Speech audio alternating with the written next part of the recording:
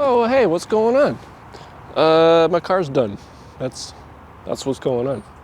If you've been following along with my Opel Manta suspension upgrade project, this is the grand conclusion to the whole thing. It's a car again. Last time you saw me finish up the rear suspension. So since then I've gotten alignment done and I've been driving it around. And it's been a blast. It's so much better. So in this episode, I thought it would be fun to recap everything that's gone into this project so far, especially for those that don't want to watch all the long episodes and just want to see a nice beginning to end. So we'll do that, and then we'll go for our first drive. Well, it's not my first drive, I've already driven it, but for you, I'm going to pretend this is my first impression. And I'm going to try to get across how it feels now, because it's way more fun to drive. But for now, let's go back to the beginning. Where did this all start, and why? The beginning of this story is really about 15 years ago when my uncle and I restored this car together while I was in college. It's my first ever major car project I ever did. It was kind of a budget restoration, but it turned out nice. The thing is, we never touched the suspension at all. It was still completely left alone. So the shocks were completely blown out. They're probably from the 80s or 90s. The thing would wallow around all over the place, would lean so much in the turns, lurch to a stop. It was pretty bad. At the same time, the tires have aged. They're about 13 years old from back then, and it was time to replace them as well. So after doing a lot of research and sourcing parts, I had most of the bushings and things I needed, so I started taking apart the front end.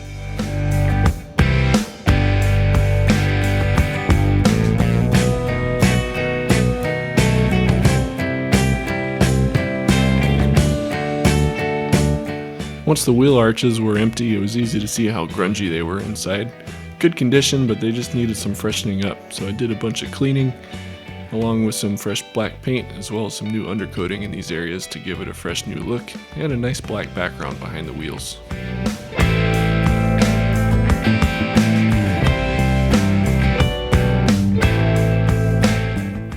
Meanwhile, I started the painstaking process of removing the old bushings, the old ball joints, and starting to clean up all the components themselves. This involved lots of wire wheeling, some hand sanding, and some soaking in magical rust-eating liquid that worked pretty well. Eventually, once these things were clean enough, I could give them a fresh coating of VHT chassis paint. It was about this time I realized I wanted to get all the hardware restored and send it away for zinc plating, so that meant I had to take the whole rear suspension apart.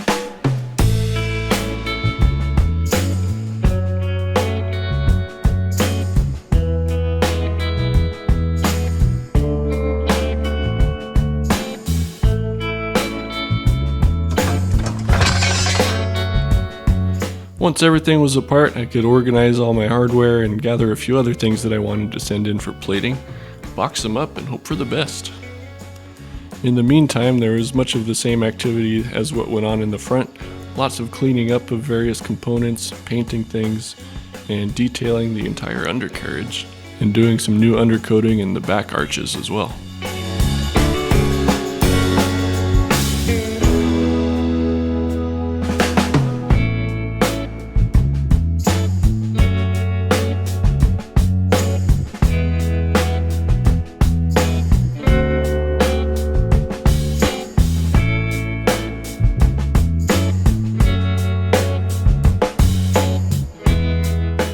Once I got all my stuff back from plating, I could finally start thinking about putting things back together.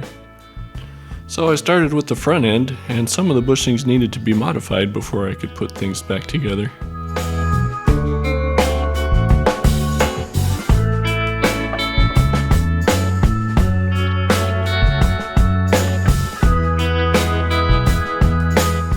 Once those support brackets were back on, I could refit the steering rack, which I had replaced the boots on.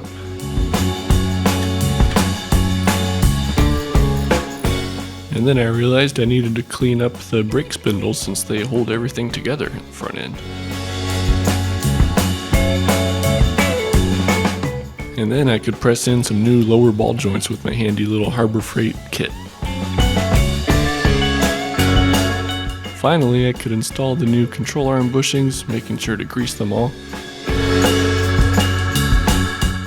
and I could assemble the front end with my new Koni shocks and lowering springs that I got from Germany. Next, I did a little refresh to the brakes. I kept the original rotors and just cleaned them up, repacked the grease in the wheel bearings, and put my nice new plated dust shields on before reinstalling the rotors.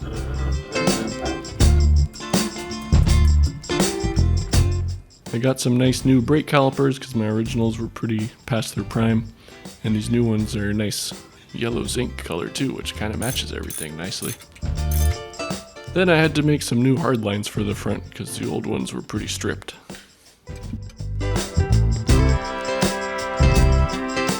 The front sway bar had its own struggles, which are better described in the full episode.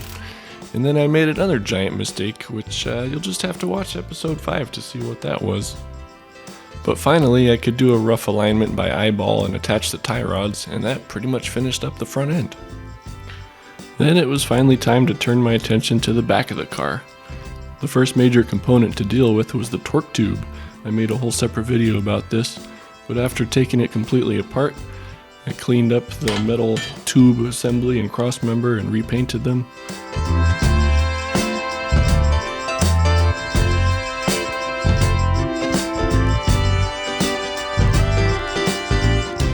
As I was taking apart the actual shaft, I ruined this unique nut, so that was a bit of a quest to find a replacement.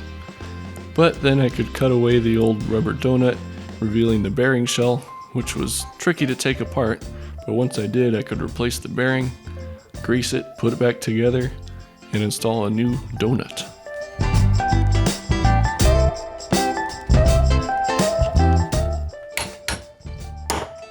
Then the whole assembly could go back together with new heavy-duty mounts and new polyurethane bushings on the cross member.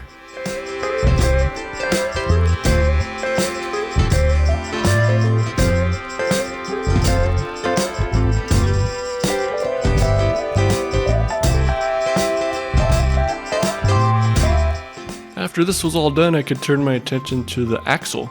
This was mostly a cosmetic refresh. I just wanted to clean it up and paint it so it would look as good as everything else. So I spent a lot of time cleaning and gave it a nice coating of paint.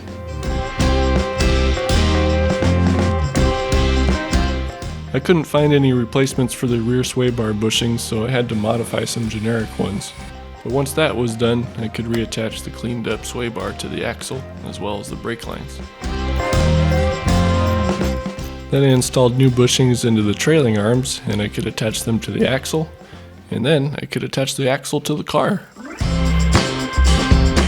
Just like on the front, I had brand new Koni shocks and lowering springs, polyurethane spring isolators.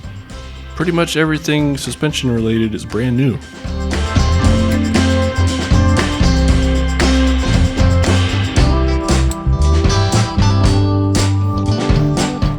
Once the axle and rear suspension was in, I could then wrestle the torque tube back into place. I could then reattach the drive shaft, fill up the differential with new fluid, bleed all 4 brakes, reattach the parking brake cables and adjust them, and this was pretty much it. I could put all 4 wheels back on and put the car back on the ground for the first time in months. And that brings us all up to speed. All I had to do was get an alignment, and it's ready to drive.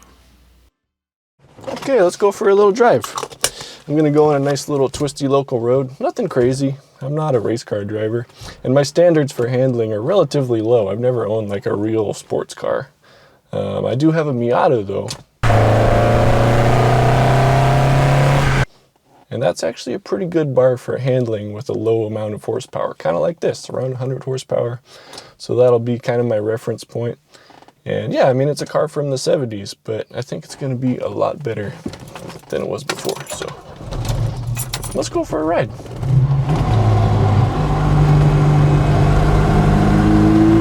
Wow, couldn't do that before.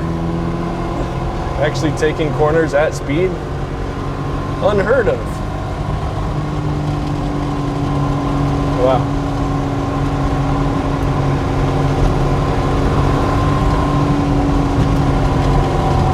Wow, the steering is so light and precise.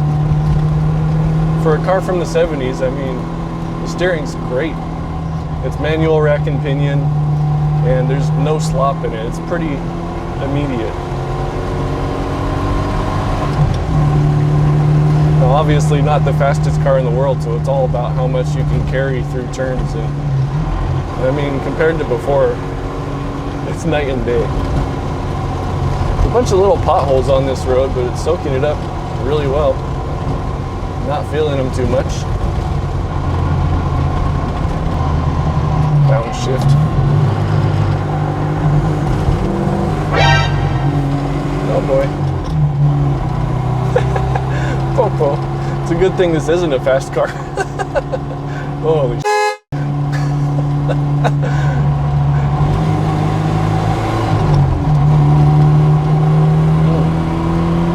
It grips nicely.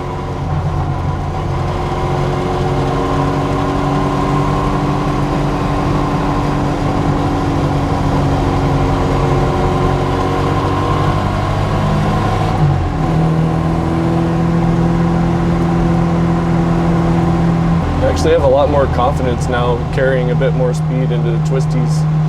Basically couldn't do this at all before, so yeah. The way it changes directions is really nice. I mean, fact is, I probably could have just replaced the shocks and done nothing else, and it would have been a big improvement, but I think everything added together with the new bushings and the lower center of gravity, it feels like an actual sporty car now.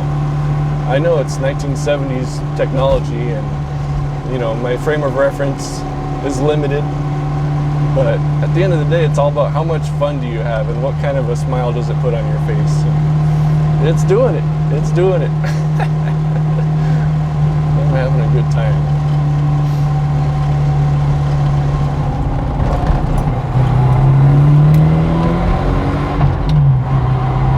Hey, it's a new day. I thought it would be good to do a real life test on crappy California streets that are all bumpy and see how she actually feels in an everyday scenario. So I'm going to drive around some of the crappy bumpy roads in town and see how comfortable it is.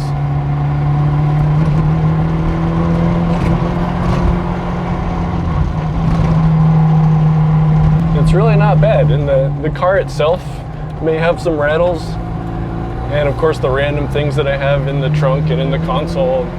The windows might rattle a little bit, but I will say I don't hear a single squeak or anything from the suspension, so I think I did a good job of greasing everything. Oh, there's some good bumps, but I didn't really feel it that much.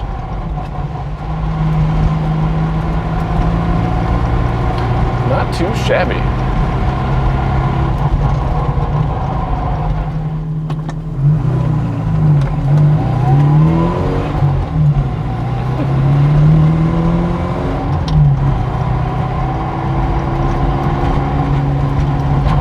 Okay, I feel a little bumpiness, but honestly, not that bad at all. Yeah, it was a good bump, but I didn't really feel that much of it. Here's a good pothole. Uh-oh. Oh! That sounded worse than it was. There's another one. There's another one. This road's pretty bad.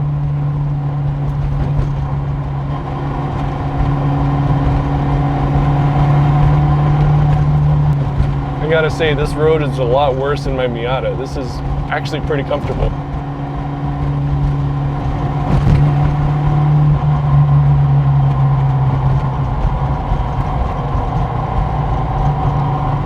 Yeah, I like it. Every time you jump into a car like this, it feels like an occasion. And that's what's fun to me. Now that I can actually carve up some twisty roads in this thing and be comfortable in town, it's kind of the best of both worlds. Maybe I have low standards. Maybe that just means I have a better time, you know? Philosophy. I really do feel like I got lucky with how this setup turned out. It feels planted and sporty on a curvy road, and yet compliant and comfortable on the city streets. It's pretty much exactly what I was hoping for.